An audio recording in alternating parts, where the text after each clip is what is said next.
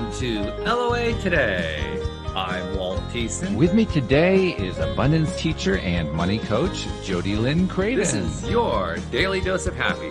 We are so happy you decided to join us today.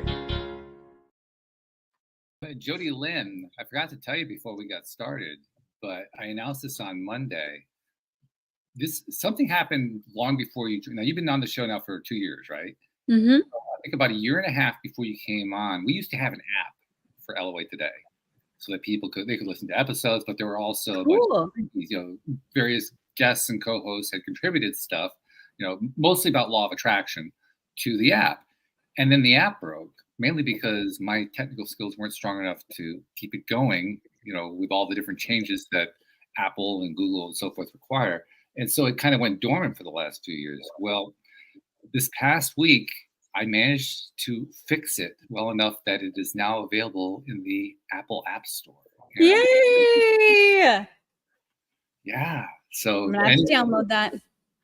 Anyone who's heard about the LOA Today app for years and wondered whatever happened to it, it's now there. And the good news is, I didn't even realize this, about 98% of our listeners are iPhone listeners. So they're going to have instant access. There's a very small percentage that are not going to have instant access to it. And hopefully that's going to be fixed in the next week or so. But yeah. Yay! Well, how about that, right? That's amazing. I know you've been working to fix that for a while now, so yes. I'm excited that it's done. I've been talking about fixing it for a long while. And then the last couple of months, I actually did try to do something to fix it with the help of artificial intelligence. I am becoming a fan of artificial intelligence. I have to tell you, I really am. It definitely has its downside. Don't get me wrong. But boy, does it have an upside. Oh my goodness. I can confidently predict that 5 years from now, the way we will think about artificial intelligence will be very similar to the way we thought about Google in 2010. By the time 2010 came around, we were all comfortable with Google. When Google first came out in 1999, most people didn't even know about it.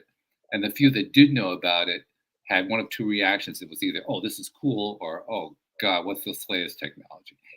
Those were the two reactions, right? Well, it's going to be very similar with AI. The difference is it's going to happen faster because everything accelerates where technology is concerned. And I think this time, despite the bad press that AI gets, a lot of people are going to like it because, first of all, anyone who's ever interacted with, say, Alexa is going to already have some familiarity with it. Yeah. But the AI that is already arriving is so conversational that it passes, for many people, it passes what's called the Turing test. And I don't know if you know what the Turing test is. Do you know what it is? Yeah. Do you know, PJ, what the Turing test is? I do not. Is named for Alan Turing, who is widely considered to be one of the founders and fathers of modern computing because he wrote a paper back in the 1930s about essentially what a reprogrammable computer could look like and what it could be, long before reprogrammable computers came along. And in fact, he's best known for the role that he played during World War II, helping the British to break Nazi codes. So he plays this major role in history. He came up with, he wrote a paper that it was actually the basis for a movie that came out a few years ago starring Benedict Cumberbatch called The Imitation Game. And The Imitation Game is the movie title's way of describing the Turing test. The Turing test is where you have a judge and a subject. The subject is either a human being or a computer, but the judge doesn't know which one it is. And the judge gets to ask questions of the subject in order to decide, am I talking to a computer or am I talking to a human being? And if the computer can convince the judge that he's a human being, it passes the Turing test. We are now approaching the stage where a lot of people are going to be fooled into thinking they're talking to human beings because that's how. It's frightening. I know I've already seen a few of those videos where it's like, hey, Mom, I need help. I need you to get me some money. And it's completely a false call. Yeah. So there's a fear side of it. There is no doubt about it. There is a fear side to it. But there's also, it's fun to have some of these conversations. If you want a really fun AI to have a conversation with, Louis D'Souza, who's one of my former co-hosts, visited us about a week and a half ago. And he told us about pi.ai. So pi, like the mathematical symbol, pi.ai. If you just go to that website, pi.ai, it will it'll ask you what your name is. It will give you a series of voices to pick so you can decide what voice sound you want the AI to have. And then it'll ask you to start having a conversation on any topic you want. You'll be amazed how conversational it sounds. It sounds like you're just talking to a friend on the phone. And in fact, if you download their app, you can turn it on so that you can talk to it through the microphone on your phone, and it will talk to you through your speaker, so you feel like you're having an actual conversation. Weird. That might have been helpful during COVID for some people who couldn't find anyone to talk to. Yeah, sure. Yeah, well, not just during COVID. COVID kind of brought out for the population at large just how big of a deal loneliness is. And a lot of people were really experiencing loneliness, but it's actually nothing new. Lots of people for decades have experienced loneliness, and that's definitely going to be a role. You're going to see AIs serving as companions. Now, will they be good companions? That's another topic entirely. Joel Elston, the guy I mentioned, he and I did a show on that about a month ago. And there are pluses and there are minuses to it. So, I mean, it's like any tool, right? The tool is really no better or worse than the person who's using it. But I continue to be amazed at what you can do with AI. I mean, one of my favorite things, I've told Jody Lynn this a few times, I love the recipes I can get. I mean, I'll just go to the AI and I'll say, I've run out of chicken recipes. I need a chicken recipe that's low in sodium, really flavorful, not the stuff I've normally had before, but and not really high in carb content, whatever the accessories are. And it'll give me 4 of them, and they're delicious. Wow.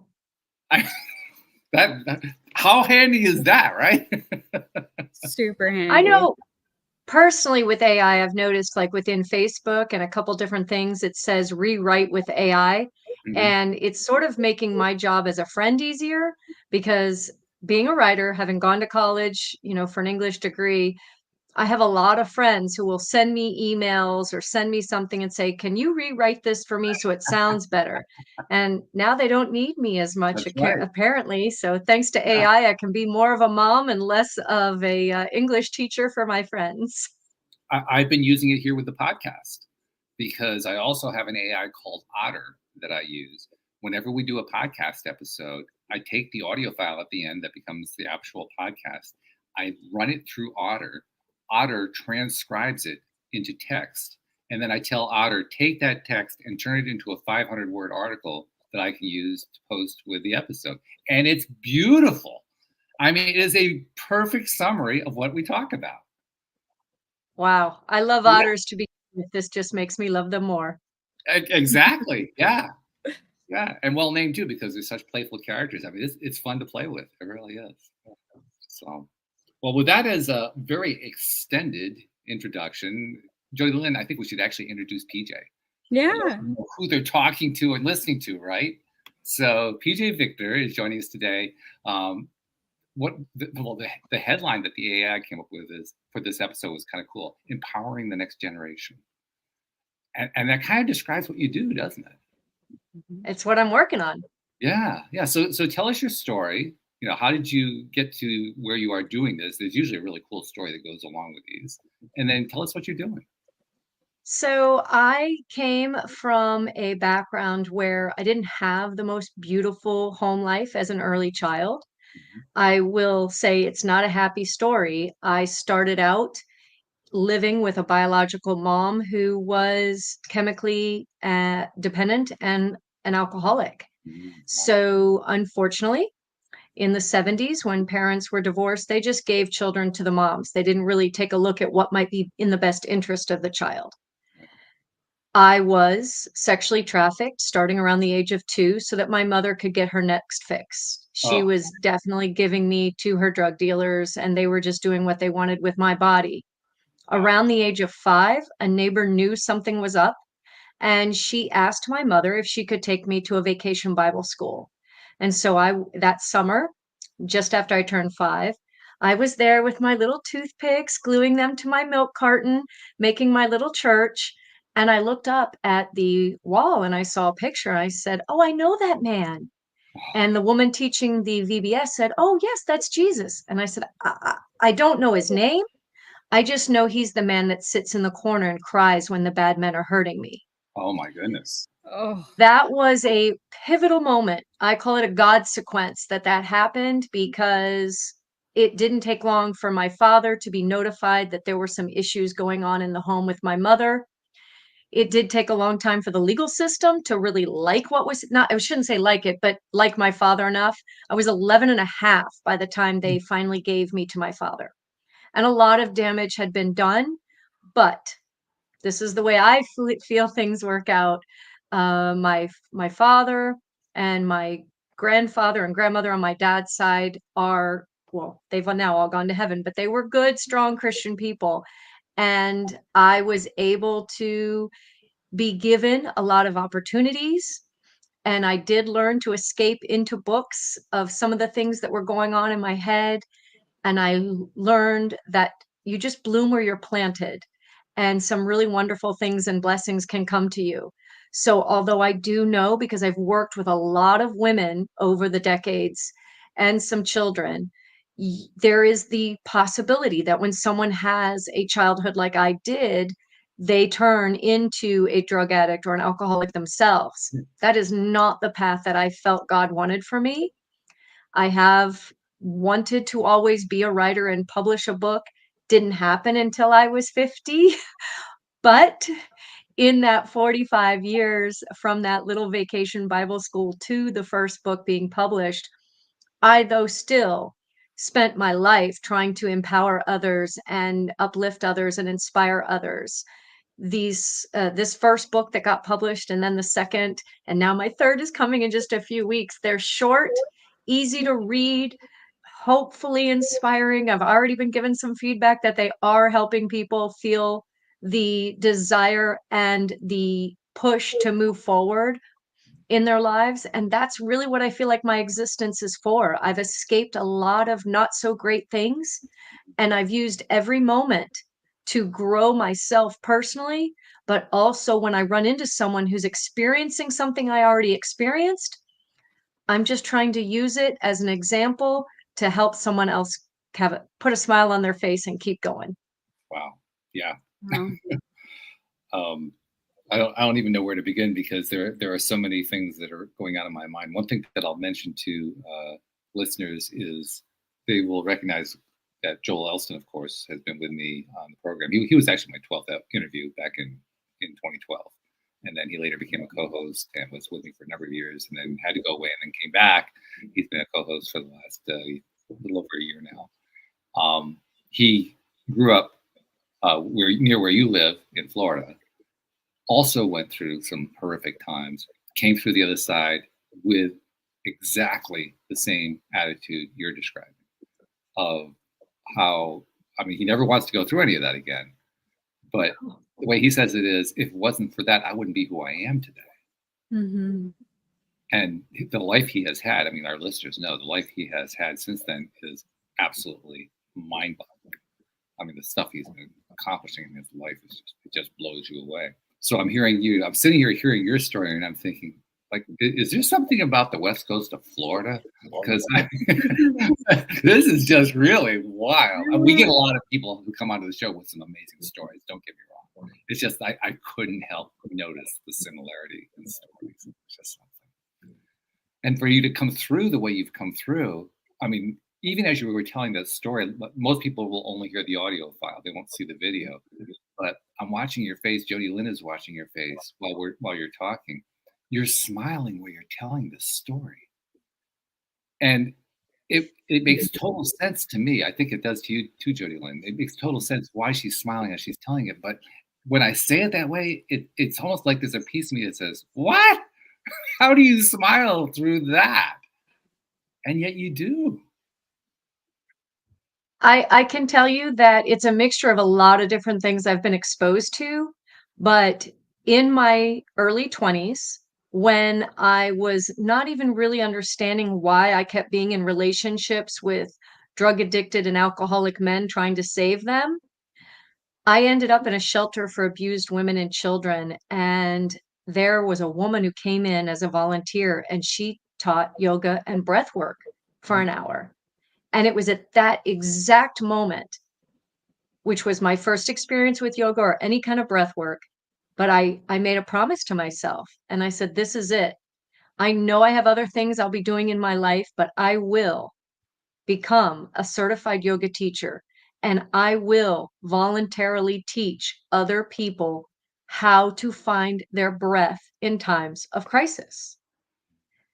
Now, that took almost 20 years for it to come to fruition, but it happened.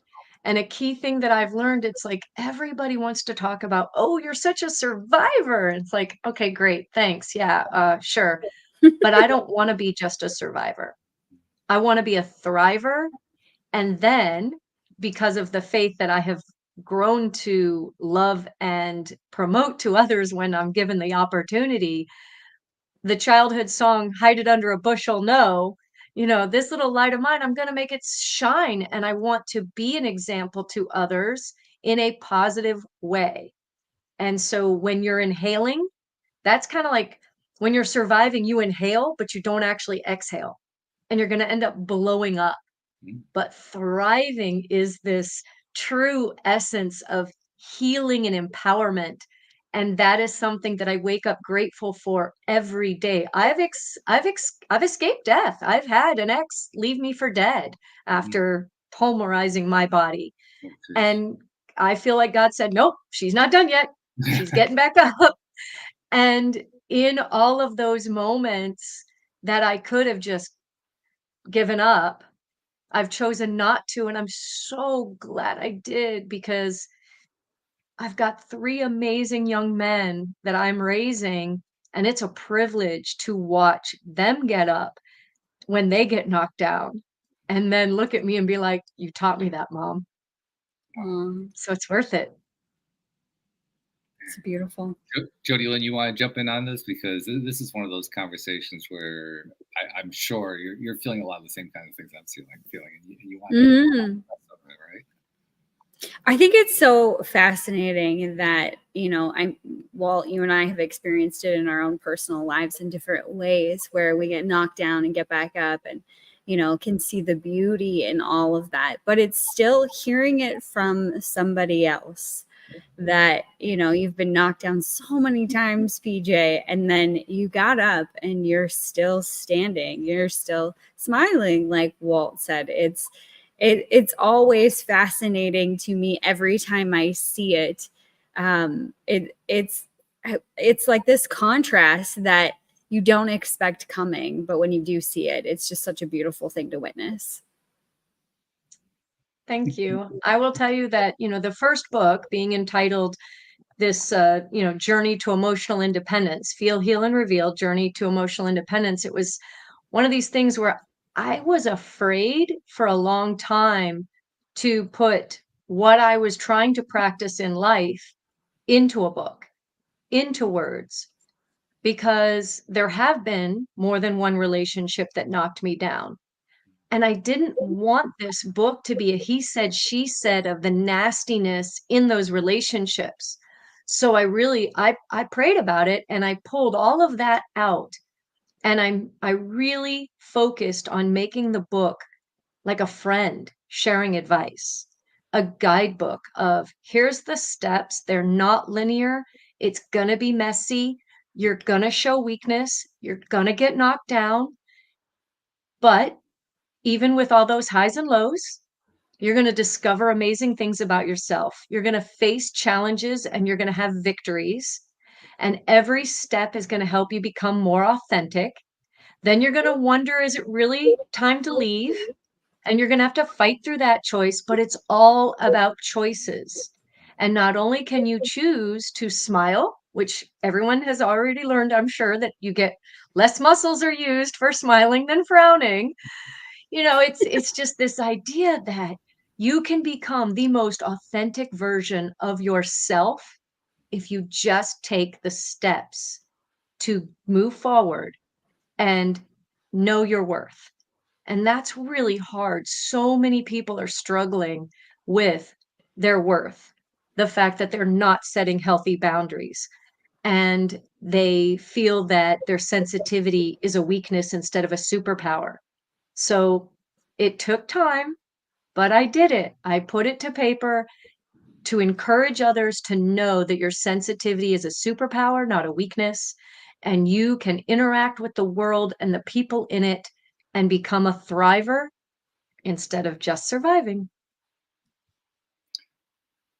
I'm reminded of another conversation I had with my friend Joel very recently, in which I asked him something I never asked him point blank before, because like I said, he has a remarkable story as well. In his case, he was a gambling addict who stole from his own family, went to prison for it, went to jail for it anyway. He was homeless. He ate out of a dumpster. He had this really horrible series of events that occurred, and then he turned it around and turned it into an amazing life. But at the point where he reached his lowest point, it was on Anna Maria Island. We made that reference earlier. On a particular bench on the shoreline, he had a gun with him, and he was trying to make the decision whether or not to kill himself. Mm-hmm. And he isn't 100% sure how it happened, but somehow he made the decision not to. And he describes how when he was making that decision, he had no way of knowing that his life would turn into what it turned into. The idea of trying to visualize or imagine that would have been preposterous, given where he was sitting at that time. And so the question I asked him that I'd never asked him before was, what do you think made the difference? Why did you make that choice? Because that could have gone either way that day. And he wasn't really sure. I mean, he gave me the best answer he could give me, which amounted to, I don't know, just somehow I needed to go that way. Do you, I don't know if you ever got to that point where you had it that severe, but have you ever had to face a point where you said, is this really worth it? And then decide, I'm going to go ahead anyway? More than once. Mm. And each time it has been because of a child. Oh. Either in the recent 20-something, 21 years, it's been my own children. Prior to that, I had a brother who passed when he was 6. And when I was suffering through some sexual abuse and a traumatic incident in college, I thought of, oh, my little brother, he needs his big sister. And when I was before that, it just seemed to be like there was this drive in me that there was a child somewhere that needed me as an example. And that honestly has been the number one goal, was always to be a mom. I wanted to be a better mom than the one I had. And before I got to that goal, anytime I was at what I thought was the lowest point of my life, there was always this inherent little voice saying, so-and-so needs you. And it was always a weak individual. And I really liken it now, as I've gotten older and gotten into hypnotherapy and different things about my unconscious and conscious mind and the mind, body, spirit connection. I almost feel like every moment that happened, it was my inner child begging me to hold on, and that something better was on the horizon. So you kind of convinced yourself in a way. I mean, seriously, that's the kind of inner conversation we never talk about, right? Yeah. Right? Well, certainly not that kind. That's a really severe example of it. But I mean, even on a day-to-day basis, we don't normally talk with other people about what our personal conversation is that we have with ourselves, because it's personal. No. Right? I mean, it's personal. It's private, and it's not. Well, we have also a lot of cues from society that tells us don't do that. You're going to get hurt if you do that. Mm-hmm. So as a result, when we hear somebody tell that tale, I mean, we know it. We know the authenticity of it. It's so obvious, and it kind of stops us in our tracks. That's the way I felt just now when you were saying that, when you were describing what happened. Just kind of stopped me, like, wow, I know that voice. I know that feeling. I know. I mean, it's your voice rather than my internal voice, but I know what that's like. I know what that feels like. Jody Lynn knows what that's like. Mm-hmm. Yeah, I mean, that's one of those things that we can all identify with. We just don't talk about it. Mm-hmm. Wow. All right. So you have you have really come quite a long way in your whole journey, and you decided to write these books. The third one was a book that I think you described it as being like a letter to your son. Tell us how that came about. So as I was writing Feel, Heal, and Reveal, I actually stopped and I couldn't write the last chapter because I was afraid that the story wasn't over yet. I'm actually still actively in a legal confrontation situation with my ex, and I felt like I would be an imposter if I finished this book because the story wasn't over. I hadn't crossed the bridge into happiness yet. How could I dare publish a book about finding emotional independence when I wasn't independent of this last relationship? And then I stopped and I started thinking about how this whole process, these last years, have been affecting my oldest son, who was not a product of this ex, and how he was suffering with wanting to figure out what he was supposed to do with himself and with his life, because he didn't necessarily always think I was the best example. And so I started writing Soul Quest as a diversion from this feeling like a failure because I couldn't finish my first book, but also as a caring mother, like just a letter to him. Like what advice could I give him to help him move forward? Because we haven't really spoken about it, but I literally was told in August of 2021 to get my will in order because the autoimmune disorder that had blossomed in me was going to take my life. Wow. And my Wow. youngest was 4, and I didn't want to leave my boys. So I had to really dig deep. And that's when I got into hypnotherapy and went back to something I knew worked for me in college. And I'm very happy to tell you that I'm 14 months in what the medical world calls spontaneous remission. So here I was finding this success for myself in my health and wellness mentally, and then now having these boundaries more solid to leave this relationship behind and go forward for my children. And here he was watching this, wanting some good things in his life, but not sure what yet. And so this letter to him became just shy of 100 pages. And I was like, okay, great. Here's the book. We'll just leave that other thing to the side. However, that's not how sometimes I believe that God works, because the publisher was like, no, I like this other one. Let's get this other one done. And on a Friday night, I sat down and was like, okay, what's this last chapter? It's got to be encouraging, not just my readers, but me. Mm. And I finished Feel, Heal, and Reveal. And within maybe 3 weeks, sent the manuscript for the second book, and I was blown away that in less than a month, both of the books ended up being completely and totally published. So now I've got these 2 books dealing with essentially similar topics, but different audiences, and almost could be the same audience, because once you've found your emotional independence and you're on that track via the first book, you may then start to go, oh, wait a minute, but what am I going to be when I grow up? And lead you into Soul Quest. And as all this has been happening, my 15-year-old is like, hey, what about me? You going to write a book for me? And I was There like, you oh, go. by the way, yeah, I'm about 6 chapters into something for you. And it's not quite done. My goal is to finish it before the end of April and get this published by his birthday, which is May 14. But he struggles with this empathetic heart. I don't know if you've ever heard about birth order and how second children are like your cheerleader, and they're like the child that you don't let out of yourself.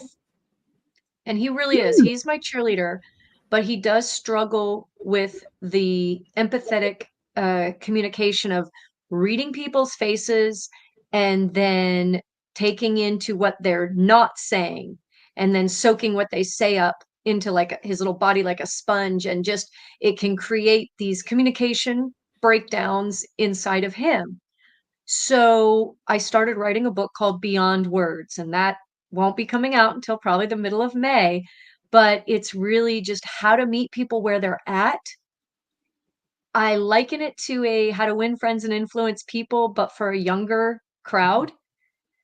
because you've got so many crazy things going on with social media and the way kids are just being exposed to things so much differently. I mean, Yeah. I'm the generation of when the lights come on outside, go inside the house, but you can drink out of a water hose and it's okay if you're barefoot the whole day and learn to run zigzag when an alligator's coming at you. You know, like these are not the children these days are not growing up the same. So I am enjoying the fact that I felt that the principles of the first book were important and are important for someone who is struggling with maybe a narcissistic upbringing, a parent, or maybe a relationship that they're trying to leave, or maybe friends they need to fire because those friends are just not lifting them up. Mhm. And then with Soul Quest, it's more like digging into yourself to figure out, well, why are you even on this earth? Because when you don't know why you're here, you're gonna make a few mistakes trying to figure it out.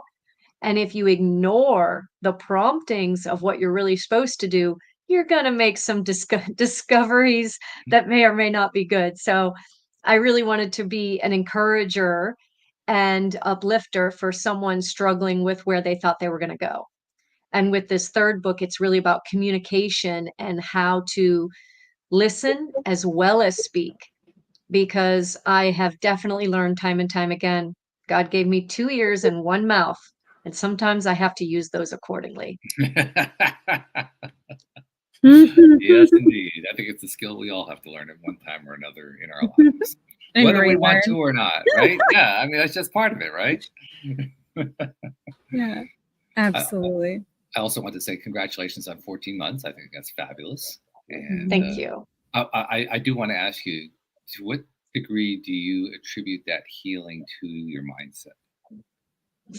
99.99999% mindset, and then that 0.01 is, things I was already doing for my health with my diet, etcetera, and then honestly, the mindset is so key. I still to this day did it this morning, I'll do it before I go to bed. I wrote meditations with hypnotic suggestions in them, and I listen to those every morning and every night and in the afternoons if I'm getting anxious and upset about something, because I came to realize that it's my mindset, the limiting belief that I was a bad girl because of what those men did to me, that put Mhm. me in a place where I thought it was okay to be in relationships where I was abused emotionally and physically and otherwise, and allowed myself to be abused physically and emotionally in front of my children. I don't want them to learn those things, and for the older two, it's almost sometimes I think it's too late, and then I have to check myself. Mindset, little girl. Those boys are going to learn exactly what they need to learn from those experiences. Those learnings are theirs, not yours. And you are just here to be the best example, the best mama bear you can be. And you then have to take the victories from what you've done in front of them that are good and establish the boundaries that you didn't establish before and let them see you fight for those boundaries. And essentially, that's what I'm doing still to this day. I don't have imposter syndrome about the first book anymore because I am fighting for my family and for the boundaries that weren't respected, and I will continue to do so. And the chorus that I heard about how terrible I am and the things that were said to me, I found my own way to walk out of that. And I do it and I share it with others. It's the paper elephants method that I came up with when I need a 30, 60, or 90-second reset of my mindset. Ooh, I want to hear about the paper elephants. Okay, I'll do it because it's really fun and it works if something is sad, someone's saying something to you that's starting to affect you. So, if someone's listening and driving, don't do this part, but if it's okay and you're comfortable, just lower your eyelids down towards your nose. And I want you to visualize all of your negative thoughts as paper origami elephants. And set those paper elephants on fire as you breathe in deeply through your nose and send your breath like a blazing fire to your forehead. As you exhale, sweep away the ashes of all those paper elephants with a cool, moist breeze. Again, breathe in deeply through your nose and send your breath like a blazing fire to your forehead. Set the remaining paper elephants on fire and exhale as you blow those ashes away, clearing them away so there is only room for love and happiness to fill your forehead.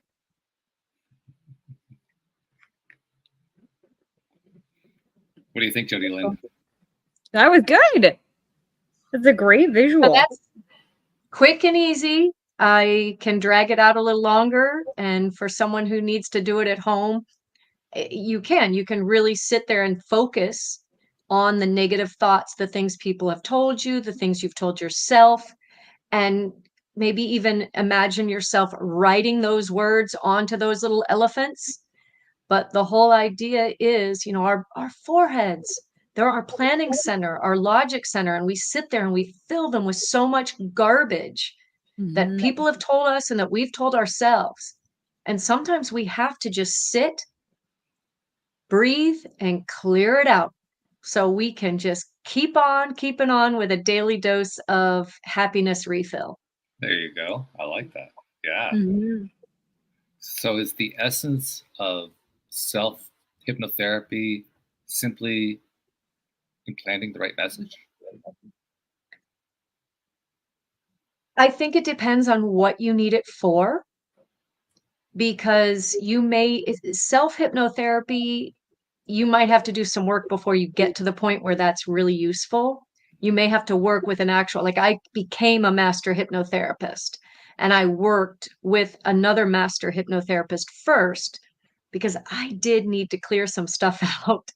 I had to utilize tools like NLP, neuro-linguistic programming, and timeline therapy to really set my mindset where it needed to be.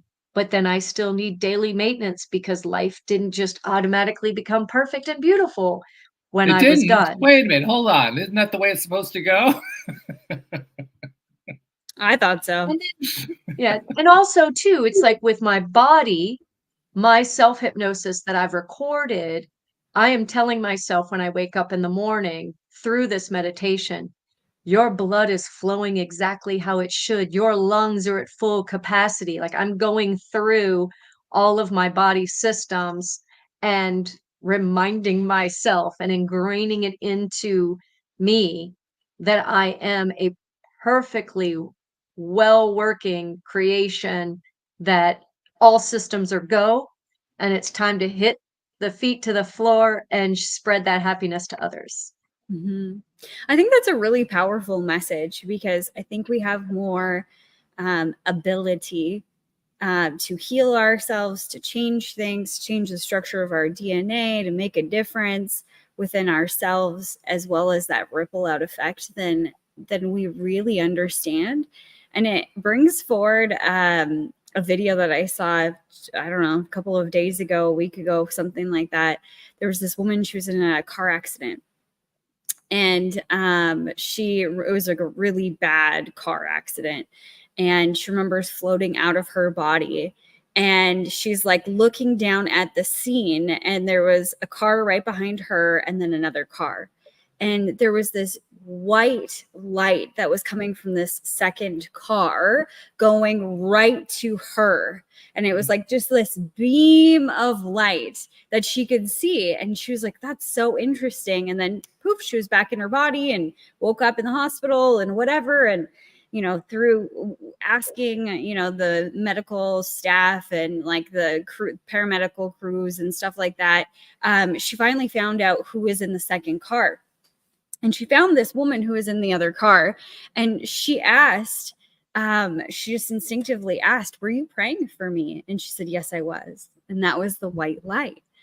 And I think about your message of that self-hypnosis, even if it's just reminding yourself, talking to yourself, that's kind of like giving that light back to yourself, praying for yourself, changing that relationship with you over and over and over again. It's that light of the infinite creator of God coming back to you.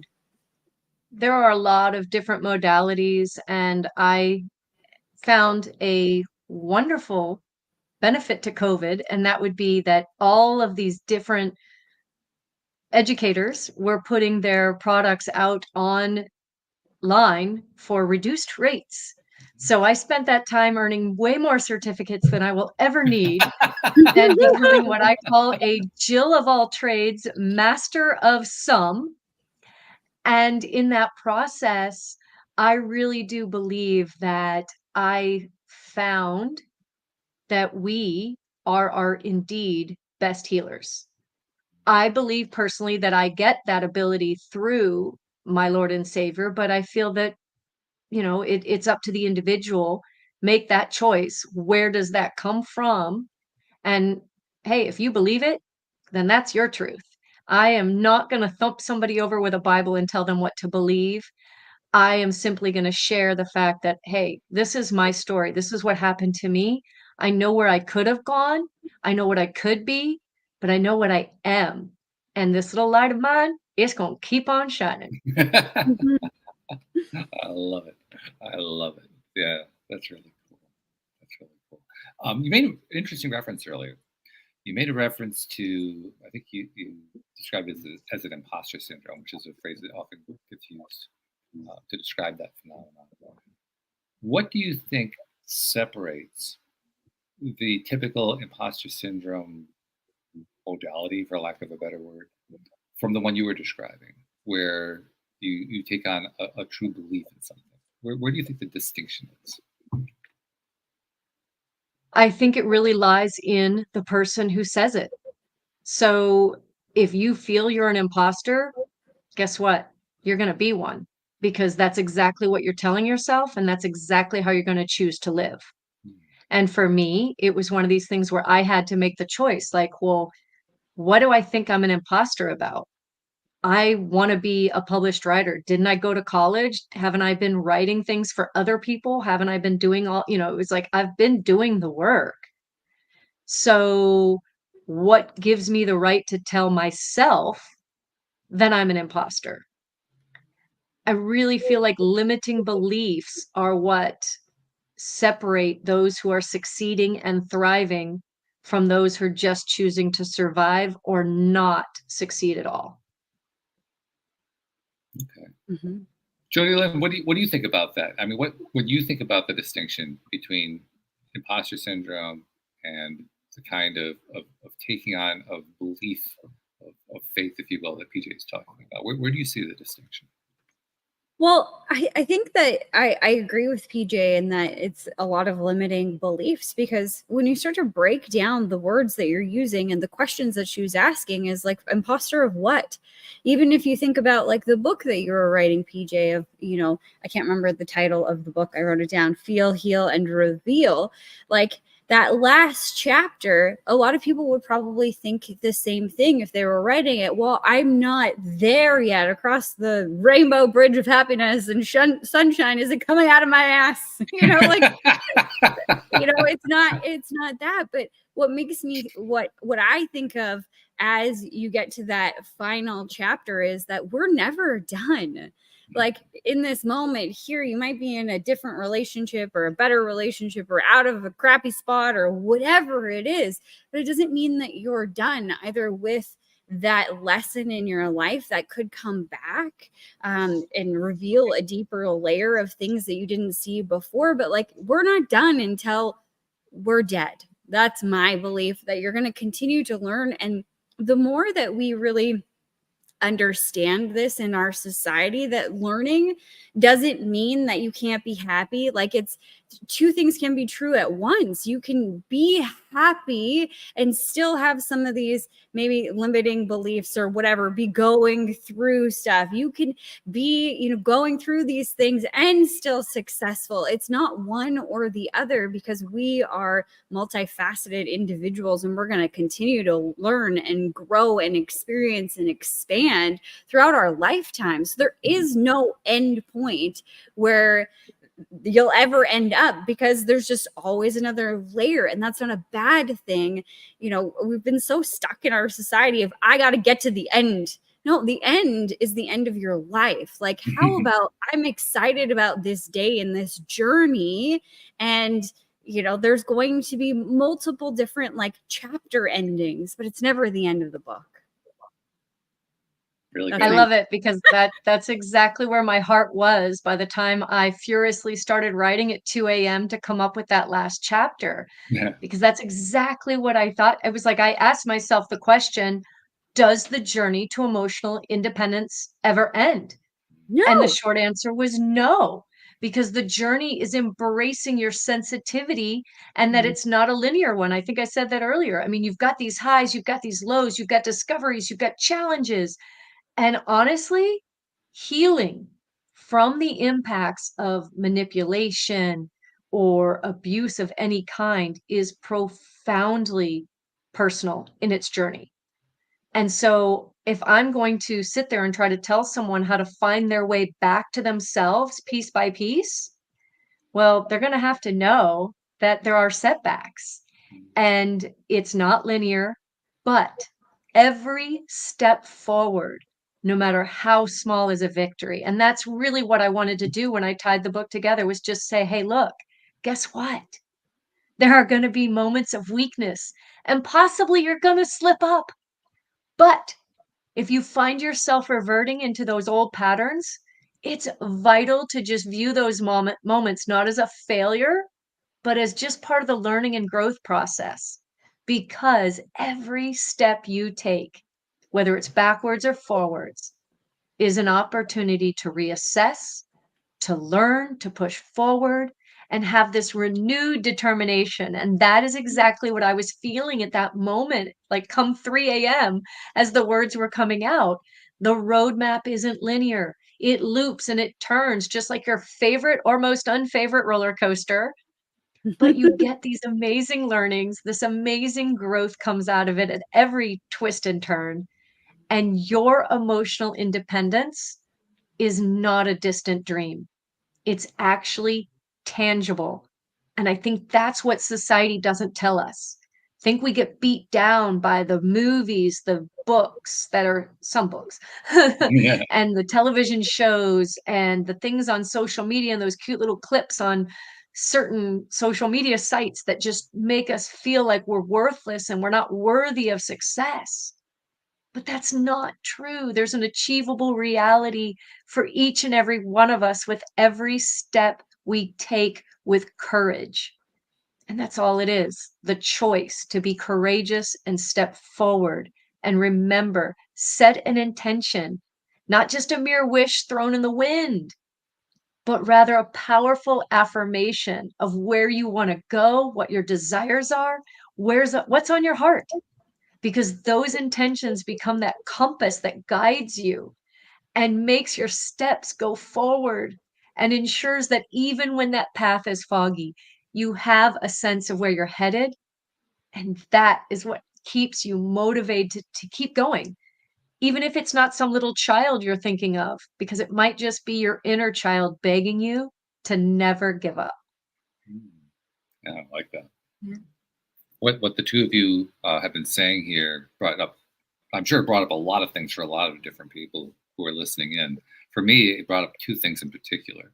The first one is in reference particularly to what you were just saying, PJ, how it almost doesn't even matter what direction the step is in.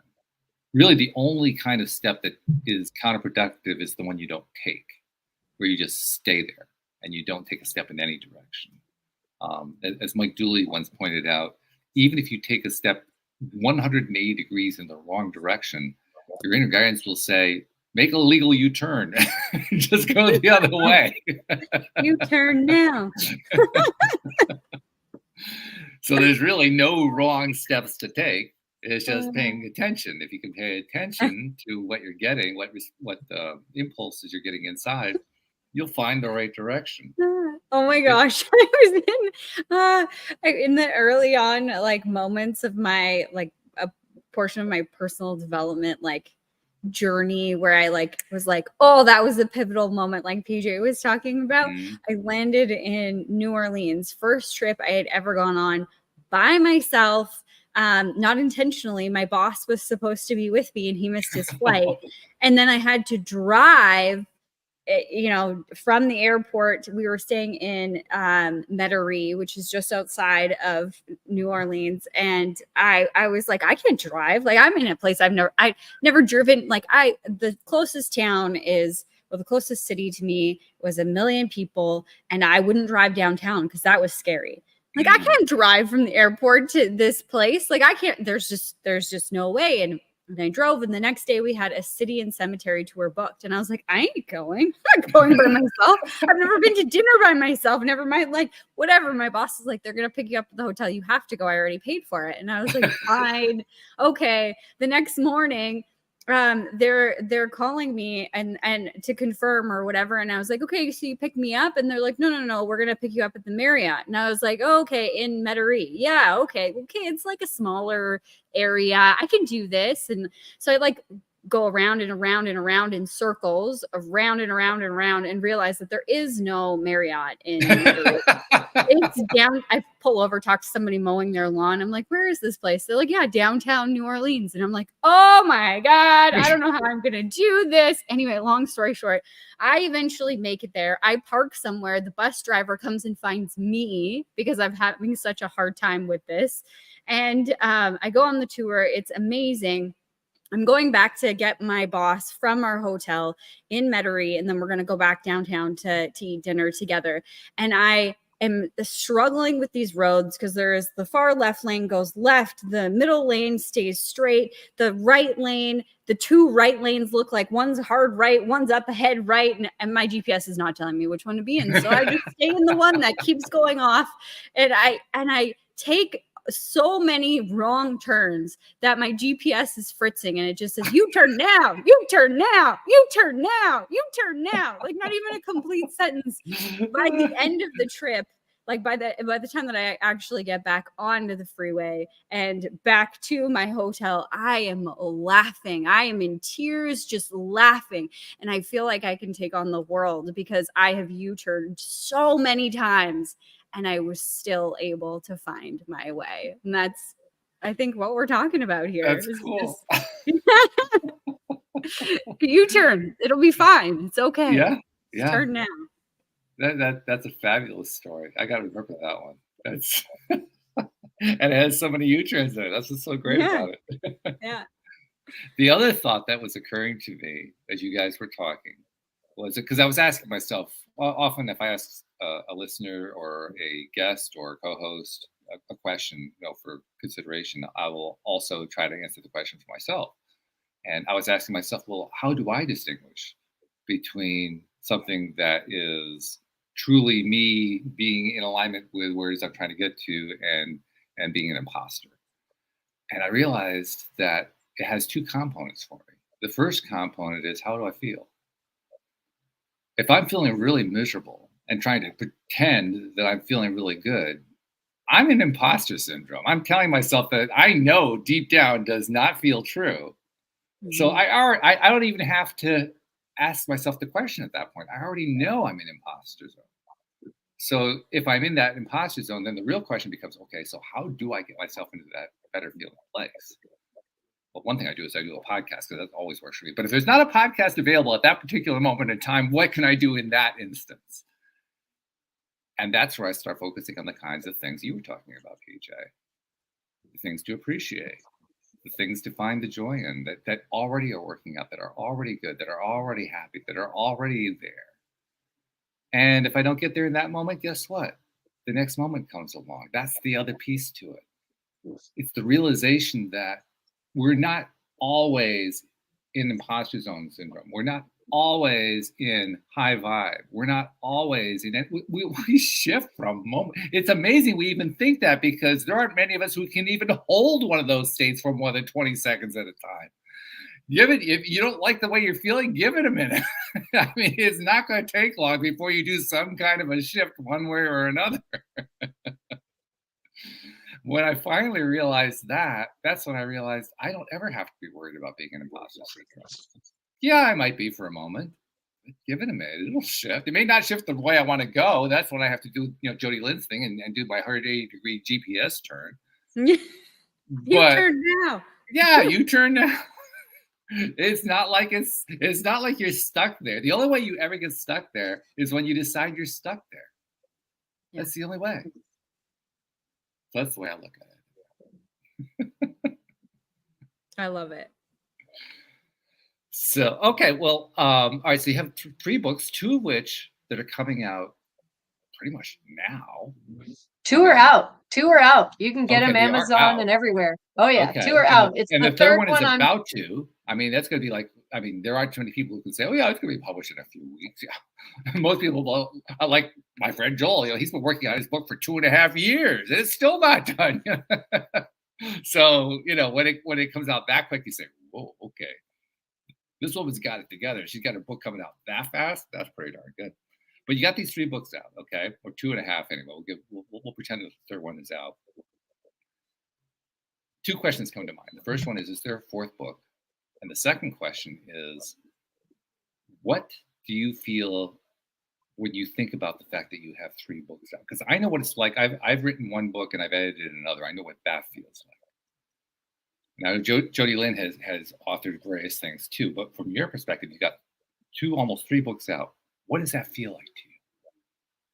It's an incredible sense of pride because I wrote it down that I wanted to be a published author by the time I was 35.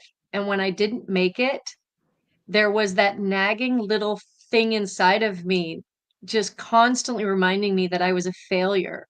And it was really hard to set positive boundaries and be in decent relationships when the biggest critic, myself, was being mean to myself. And I have definitely learned that your gut is a very powerful guide, and it whispers these little truths that your heart might be too entrenched in something to acknowledge. And so really, and it was just trusting myself to finish the first, release the second out of my clutches, and then know that I won't accept anything from myself other than finishing this third one in the next week to 10 days so the publishing can move forward. My emotions and my instincts are the same as everyone else. There are guideposts, and they warn us when we're heading into dangerous waters, and ignoring them can lead us down a path that our needs and our safety are just being compromised. And that is exactly why I needed to do this, because there are people out there who need to read what I have written, and they need to read what's on my heart and about to be published in that third book so that they can feel safe and that they can find the path where their needs are met. And that's on me, because that's in my opinion, God-given purpose, is to share with others how they can find their own way when they're scared to take that step.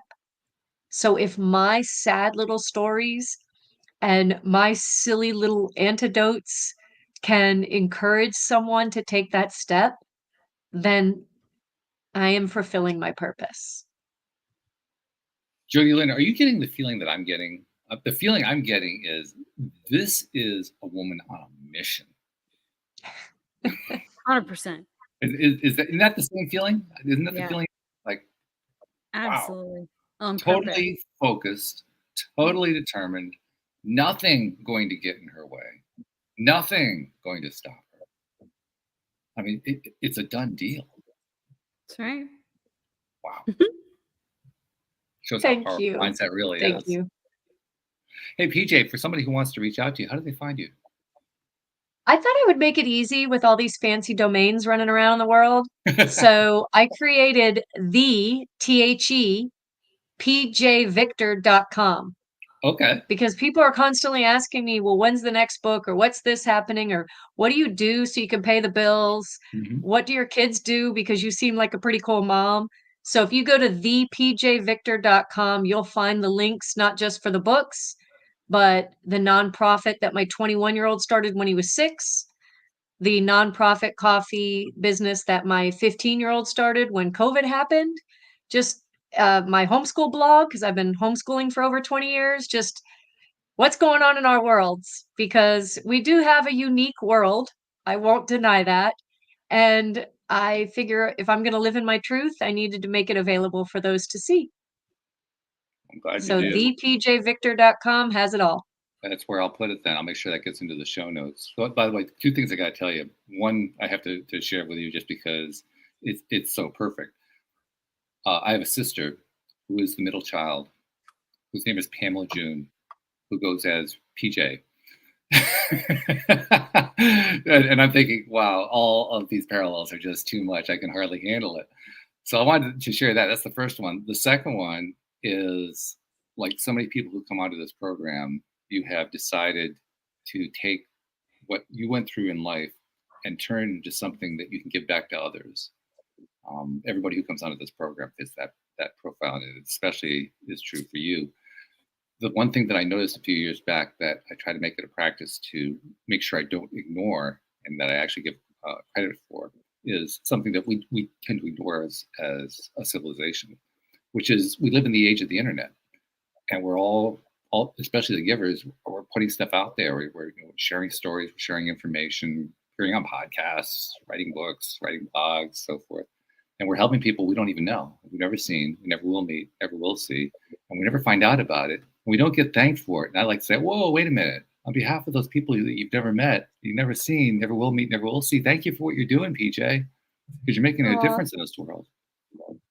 That's all I'm trying to do. I mean, I've been you mentioned the thing about the car accident. There was a car accident years ago, 25 years now, I think it was. And when I opened my eyes and saw the bright light, I thought that was it.